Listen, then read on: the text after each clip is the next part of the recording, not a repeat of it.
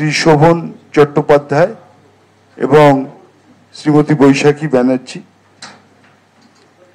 আপনারা জানেন যে কলকাতার প্রাক্তন মেয়র এবং পশ্চিমবঙ্গ সরকারের প্রাক্তন মন্ত্রী শোভন চট্টোপাধ্যায় এবং অধ্যাপিকা বৈশাখী ব্যানার্জি আজকে মমতা বন্দ্যোপাধ্যায়ের কর্মযজ্ঞে সামিল হওয়ার জন্য এবং তৃণমূল কংগ্রেসে সামিল হওয়ার জন্য তারা দলের কাছে আবেদন করেছিলেন। আমাদের সর্বোচ্চ নেতৃত্বের অনুমোদন ক্রমে আজকে আমাদের রাজ্য সভাপতি মাননীয় সুব্রত বক্সী আজকে তাদের আমাদের দলে অ্যাকচুয়ালি শোভন চ্যাটার্জি ঘরের ছেলে, আজকে ঘরেই ফিরছেন।